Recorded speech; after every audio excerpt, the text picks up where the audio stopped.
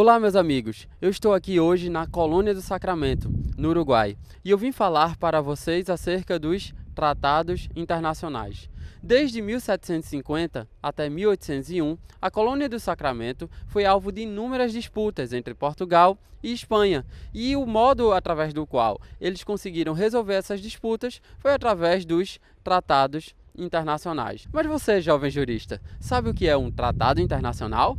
Segundo a Convenção de Viena de 1969, que regula o direito dos tratados, tratado internacional é um acordo internacional concluído por escrito entre Estados e regido pelo direito internacional, qualquer que seja sua denominação específica. Fala-se em qualquer denominação específica porque existem outros nomes que designam os acordos internacionais. Nos manuais, vocês podem encontrar os termos convenção, pacto, protocolo, carta ou convênio, além, é claro, de tratado internacional. Mas a essência deve permanecer a mesma, jovem jurista. Eles são acordos entre sujeitos de direito internacional e devem ser regulados pelo direito internacional. Existem pelo menos duas regras básicas que devem ser seguidas em matéria de tratados internacionais. A primeira é a seguinte: os tratados internacionais só se aplicam aos Estados-partes que consentirem na sua adoção, não podendo estes tratados serem impostos pela comunidade internacional a um Estado independentemente da sua vontade. Isto ofenderia os princípios da autodeterminação dos povos e da não intervenção nos assuntos internos dos Estados. Além do que, segundo o artigo 52 da Convenção de Viena, será nulo o tratado se a sua aprovação for obtida mediante a ameaça ou pelo uso da força. A segunda regra é a seguinte: os Estados-partes que aderirem ao tratado não podem invocar o seu direito interno como justificativa para o não cumprimento do tratado. Isso é o que diz o artigo 27 da Convenção de Viena. Consagra-se, assim, o princípio da boa-fé, pela qual obriga-se o Estado a conferir plena observância do tratado de que assinou e se comprometeu a aplicar. Muito pelo contrário, os Estados têm a obrigação de adaptar o ordenamento interno ao conteúdo do tratado que assinou.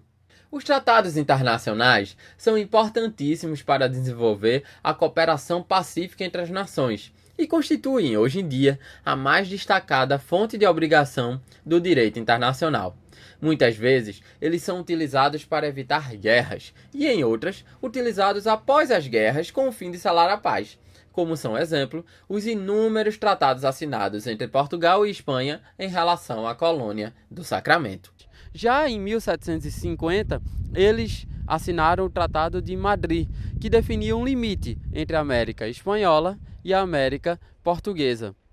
Seguiram-se inúmeros tratados, como o Tratado de Ildefonso. Por fim, o último tratado foi o Tratado de Badarroy, que definia que o Rio Grande do Sul e a Santa Catarina pertencia à América Portuguesa e a Colônia do Sacramento ficaria com a América Espanhola. Como vocês podem ver, a prática de celebração de tratados internacionais não é uma coisa recente. De acordo com o professor Valério Mazzuoli, o primeiro tratado de que se tem notícia foi o firmado pelo faraó egípcio Ramsés II e o rei dos hititas, Hattusil III, por volta do ano 1280 e 1272 a.C. Assim como no caso da Colônia do Sacramento, este tratado pôs fim à guerra que existia nas terras sírias. De lá para cá, muitos tratados foram feitos entre os países, e seria impossível determinar quantos ou quais foram estes tratados. Você, jovem jurista, pode ter acesso a estes tratados ou através do site da Organização das Nações Unidas ou através de uma coletânea de legislação internacional. Espero que você tenha entendido o básico do termo tratados internacionais. A gente se vê em breve com mais um episódio do Dicionário Jurídico. Se você gostou do vídeo, dá um gostei aqui embaixo, compartilhe nas redes sociais e inscreva-se no canal. Até mais!